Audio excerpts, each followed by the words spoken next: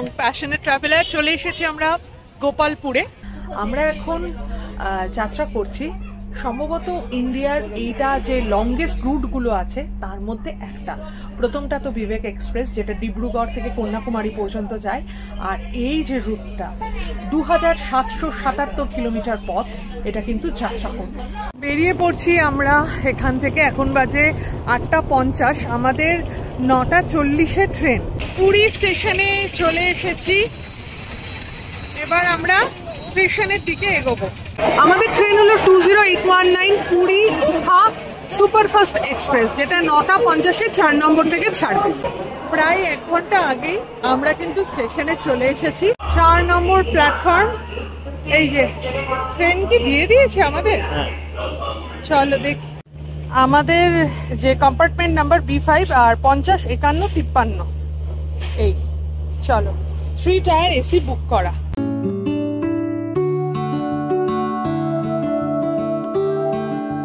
ইঞ্জিনের পর এগুলো হলো সব জেনারেল কামরা, তারপরে হলো স্লিপার আছে, আর এসি 3 টায়ারটা তারপরে স্লিপার কোচ নাম্বার S6।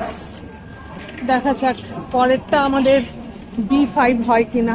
এটা হলো প্যান্ট্রি, আর এরপরটা হলো B1 দেখতে পাচ্ছি, তার মানে আমাদের আরো ওদিকে যেতে হবে। বেশ সুন্দর কিন্তু কম্পার্টমেন্ট গুলো, অনেকটা হাঁটতে হচ্ছে। এই যা একদম ইঞ্জিনের পরের কম্পার্টমেন্টটাই সম্ভবত আমাদের, যা দেখে মনে হচ্ছে। এটা B3, এই হলো B4। আরে বাহ, এটা তো আরো সুন্দর দেখতে। এই কামরা B4, এটা B4, দেন এটা A2 A1। হ্যাঁ দেখতে পাচ্ছি। তারপর এটা B5 কিনা, তার আগেরটা B5 কিনা দেখা যাক। তারপরে কিন্তু আরো দুটো জেনারেল কম্পার্টমেন্ট আছে। এই হলো কম্পার্টমেন্ট আমাদের। আচ্ছা, বাথরুম মোটামুটি ক্লিন। আমরা 3 ঘন্টা যাত্রা করব, 191 কিলোমিটারের রাস্তা আমরা যাব। চলো, আমাদের 50-51 এরকম কিছু আছে। এইটা আমাদের দুটো আমাদের মিডল পড়েছে আর একটা আপার। তো যাই হোক, এখন তো সবাই নিশ্চয়ই বসেই যাবে। ডিজিটাল স্ক্রিন আছে দেখতে পাচ্ছি। 9:50 থেকে তো পুরী থেকে আরম্ভ হবে, আর 10:40 দেন খুর্দা, 11:42 হলো বলগাঁও, আর তারপরে হলো ছত্রপুরে 12:16, 12:35 গিয়ে থামে ব্রহ্মপুরে। 190 কিলোমিটার, আমি একটু ভুল বলেছি, 190 কিলোমিটারের রাস্তা। পান্থনিবাস থেকে সকাল 9টায় চেক আউট। তো আমাদের এইটাই মাথায় খেয়াল রাখতে হয়েছিল যে 9টার পরে যে কোনো আমাকে ট্রেন ধরে এই ব্রহ্মপুরে যেতে হবে। তো আজ রবিবারের জন্যই এই ট্রেনটা কিন্তু আছে, 20819 পুরী ওখা সুপারফাস্ট এক্সপ্রেস। এটা 3 দিন ধরে যায় ওখাতে। এবার ওখাটা হলো লাস্ট ডেস্টিনেশন, যে স্টেশনটা সেটা হলো ওখা স্টেশন, আর সেটা অবস্থিত মধ্যপ্রদেশে। কিন্তু এটা কোন কোন স্টেট কভার করছে তোমাদেরকে একটু বলি। 6খানা স্টেট কভার করছে। ফার্স্ট হলো ওড়িশা, দেন অন্ধ্রপ্রদেশ, দেন তেলেঙ্গানা, দেন পড়ছে মহারাষ্ট্র, গুজরাট, আর লাস্টে পড়ছে মধ্যপ্রদেশ। এত ঘুরে ঘুরে যাচ্ছে ট্রেনটা। তো তোমাদের যদি এর মধ্যে কোনো স্টেশন মনে হয় যে এই স্টেশনে নামবো, বিজয়ওয়াড়া দেখলাম, ভদোদরা দেখলাম, দ্বারকা দেখলাম, তো পুরী থেকে ডিরেক্ট এই ট্রেনে করে চলে যাবে। হ্যাঁ, বেশিক্ষণ সময় লাগছে ঠিকই, এইটাই এর একটা ব্যাকলগ। তাছাড়া কিন্তু এক ট্রেনে তোমাদের ডেস্টিনেশন স্টেশনে পৌঁছে যেতে পারো। এবার দেখবো আজকে ট্রেনটা ব্রহ্মপুরে ঠিক 12:35 গিয়েই থামে কিনা, তো সেটাও তোমাদেরকে বলে দিই। ডিব্রুগড় থেকে কন্যাকুমারী পর্যন্ত যায় বিবেক এক্সপ্রেস, অমিত বলে দিল। তো ওইটা হলো সবচেয়ে লংগেস্ট রুট, আর এইটাও আমার মনে হয় মানে সেই রকম একটা লংগেস্ট রুটের মধ্যে একটা। অবশ্যই সব বলবো না যে সবচেয়ে লংগেস্ট। কম্বল চলে এসছে আমাদের। আগে ট্রেনে দেখিয়েছিলাম এখানে কিন্তু চার্জার ছিল না, চার্জিং পয়েন্ট শুধুমাত্র এগুলোতেই চার্জিং ছিল। এখনো এখানে আছে, কিন্তু হ্যাঁ এইটা তার পক্ষে অনেক বেশি সুবিধের হবে। এখানে কিন্তু চার্জিং পয়েন্টের নিচেও আছে। 9:50 পুরো, আর আমাদের ট্রেন এই যে ছেড়ে দিল। আর বেশিরভাগ জায়গায় কিন্তু ফাঁকা, ঠিক আছে, সব আমাদেরই জায়গা। আইসি খোপরে উঠে গেছে। পুরীর পর এটাই ফার্স্ট স্টেশন খুর্দা। এখানে চলে এলো আমাদের ট্রেন। এখন বাজে 10:44 আর এখানে কিন্তু waiting time 20 minute.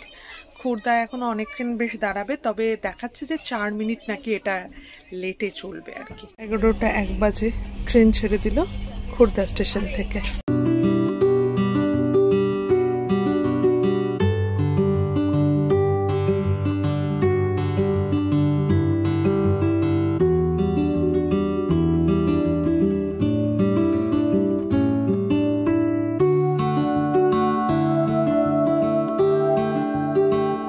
Chilka station যে চলে গেল তখনই আমরা চিল্কা হ্রদটা দেখতে পেলাম। আর চিল্কা হ্রদটা পেরোতেই রম্ভা স্টেশন দেখতে পেলাম, যেটা আমি মানে তুলতে পারলাম না, চোখের সামনে দিয়ে চলে গেল কিন্তু তুলতে পারলাম না। 12:16 ছত্রপুরে আসার কথা ছিল, এখন 12:42। এই যে এটা হলো ছত্রপুর স্টেশন। আর পেছন থেকে ব্যাকগ্রাউন্ড মিউজিক একটা শোনা যাচ্ছে, সেটা দেখিয়ে দিলাম আর বললাম না। এই যে ছত্রপুর স্টেশন, এটা আমাদের কাছে খুব নতুন একটা প্লেস। ব্রহ্মপুর স্টেশনে আমরা 3 জন নেমে পড়েছি আর প্রচন্ড রোদ। এখানে র্যাম্প তো দেখতে পাচ্ছি, র্যাম্পটা ধরে নিলে সুবিধে হবে। আর আমরা যাব এই দিকটায়, এই দিকে তো আর কিছু নেই দেখতে পাচ্ছি, বিশাল বড় র্যাম্প। আর এই হলো আমাদের ট্রেন, ব্রহ্মপুর স্টেশন আর আমাদের ট্রেন এইটা। চলো এবার আমরা র্যাম্প দিয়ে ওপরে উঠি। দুর্দান্ত আকাশ হয়ে রয়েছে আর চড়চড়ে গরম একদম, খুব সুন্দর দেখাচ্ছে পাঁচটা। এখান থেকে আমরা স্টেশন থেকে বেরোবো, বেরিয়ে গোপালপুরে যাব। আগাছাতে পুরো ভরে গেছে এই দিকটা, সবাই আসছে, যাদের ট্রলি আছে এই পাঁচটাই ধরছে। আমাদের ট্রেনটা 5 মিনিট ওয়েটিং টাইম ছিল। এবার আমরা, এটা অন্য একটা ট্রেন, তো ওটা আর কিছুক্ষণের মধ্যেই বেরোবে স্টেশন থেকে। আর আমরা আবার এই র্যাম্পটা ধরবো, 3 তলা র্যাম্প। এটা সিঁড়ি দিয়ে উঠতে বেশি কষ্ট হয়, নামতে অতটা অসুবিধা হয় না। একদম রোডের পাশেই হলো এই সিঁড়ি, একটুখানি সিঁড়ি, সেই জন্য আমরা ডিসাইড করলাম যে এখান থেকে টক করে নেমে পড়বো। 1:10 বাজে, এটা 12:35 আসার কথা ছিল, তো যাই হোক খুব একটা লেট হয়নি। চলো আমরা এদিক দিয়ে বেরোই। আমরা একটা অটো পেয়েছি, ওনার অটো 400 নেবে বললো গোপালপুর পৌঁছতে। আর এই আমাদের ন্যাশনাল ফ্ল্যাগটা এটাই দেখছিলাম ব্রিজের ওপর দিয়ে। গোপালপুরের পার্কিং এরিয়া, আর একদম কি সুন্দর, এখানে ফ্ল্যাড লাইট আছে আর কি পরিষ্কার পরিচ্ছন্ন একটা জায়গা। এসেই বেশ ভাল লাগলো, হয় না এক একটা জায়গা খুব সুন্দর লাগে। এই হলো আমাদের ধন্য অটো। চল এবার আমাদের ডেস্টিনেশনে যাই, Gopalpur Mayfair.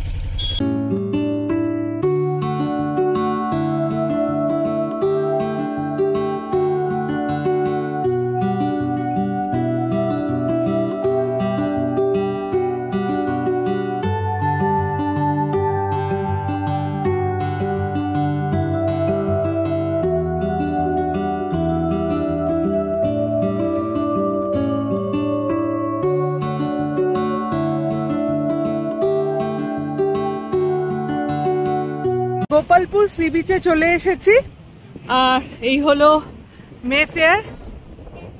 Thank you Mayfair for the jhalmuri আর ফ্রি চায়। আর আমরা গোপালপুরের যে পাবলিক বিচ সেখানে যাচ্ছি। কি সুন্দর সব মাছ ধরছে, আর লাইট হাউস। আর এইটা হলো, আমি এটার ভিডিও অনেকবার দেখেছি, একবার যাবে। এটা সম্ভবত পুরনো দুর্গ, একটা ভাঙা দুর্গ।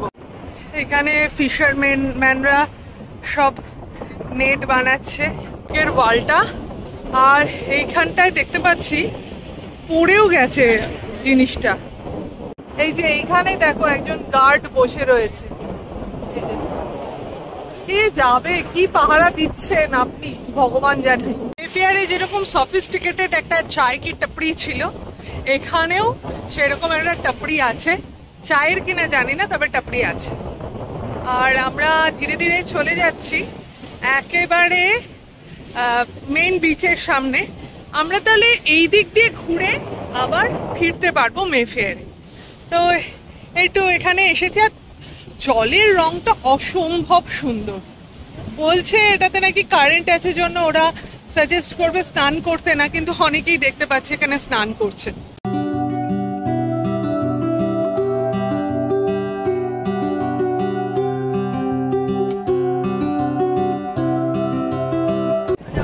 হাঁটতে হাঁটতে চলে এসেছি গোপালপুর পাবলিক বিচে। পাম নামবে না নিচে। আর দেখো এখানটা কি ভিড়।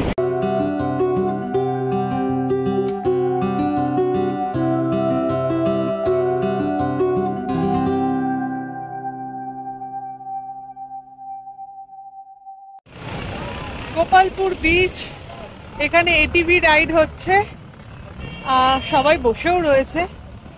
মোটামুটি শান্ত, সব লোকজন আছে আর কি, ডিজে টিজে বাজছে না অন্তত। আর এখানে খেলনার দোকান বসেছে।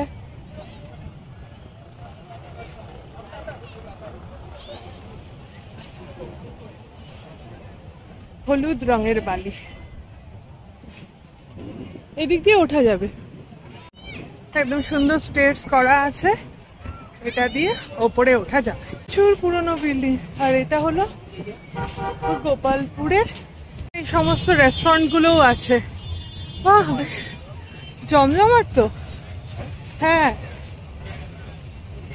এই যে গোপালপুরে এই পোর্শনটা পার্ক কি সুন্দর করেছে। ভুট্টা বিক্রি হচ্ছে এখানে। অমিত বলেছে এখানে কোথাও মাছ ভাজা পাওয়া যেতে পারে, তো সেই জন্য আমরা যাচ্ছি যে ঠিক আছে দেখি কোথাও পাওয়া যায় কিনা। সত্যি সত্যি প্রচুর রেস্টুরেন্ট যেতে যেতে। আরে বাবা, এখানে তো কাবাবও আছে, চিকেন বাটার কাবাব। সম্ভবত এই মাছ ভাজার দোকান ফোকান হতে পারে। এইটা ইট আপ, এইটা এই পর্যন্তই বেশ জমজমাট। তারপরে সম্ভবত যেটুকু মনে হচ্ছে হোটেল টোটেল আছে, বাজার সেরকম ভাবে নেই। এগুলো কিন্তু থাকা জায়গা। পুরো বাড়ি কিন্তু কি অ্যাস্থেটিক উঠছে, মেঘটা একদম গাঢ় হয়ে উঠেছে। কি ভালো লাগছে এখানে এই ওয়াচ টাওয়ারটা দেখতে। আকাশে পুরো মেঘ করে আছে না, দুর্দান্ত দেখতে লাগছে। আর কিছুক্ষণ পরে এই চার্মটা নষ্ট হয়ে যাবে, আর থাকবে না। এই সন্ধ্যের সময় এই চার্মটা আছে।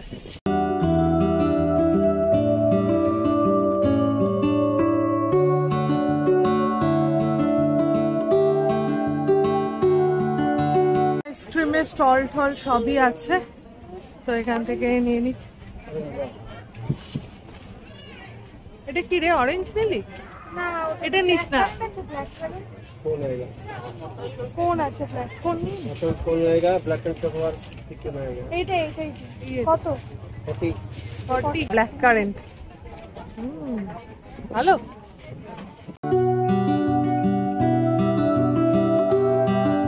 গোপালপুর বিচের কাছে এতক্ষণ ঘুরছিলাম, তো আমরা একটু ভাবলাম বাজারটা ঘুরি, কিন্তু এই যে পেছনে যে আকাশটা দুর্দান্ত হয়ে রয়েছে, তো তোমার ভাবলাম যে তোমাদের সঙ্গে একটুখানি জায়গাটার যে বিবরণ সেটা শেয়ার করি। এটা একটা নর্মাল বাজারের মতোই, অস্থায়ী মনে হচ্ছে কিছু কিছু জায়গা, কিন্তু ভীষণ হ্যাপেনিং, কিন্তু ভাল লাগছে বেশ।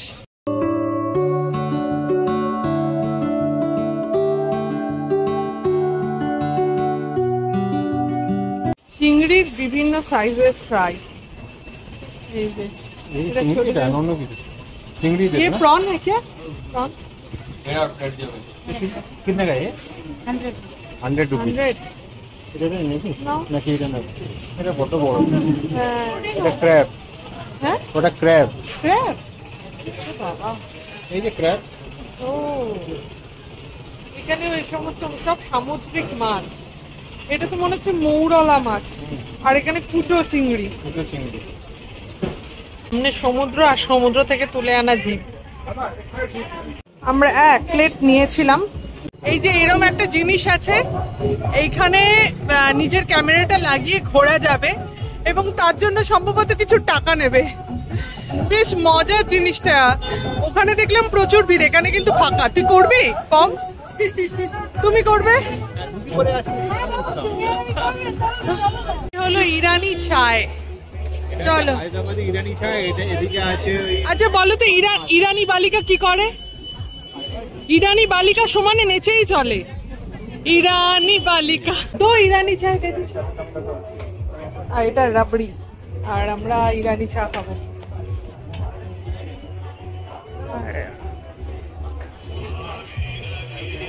ও বাবা, এখানে স্বর তুলে দিচ্ছে। দুর্দান্ত।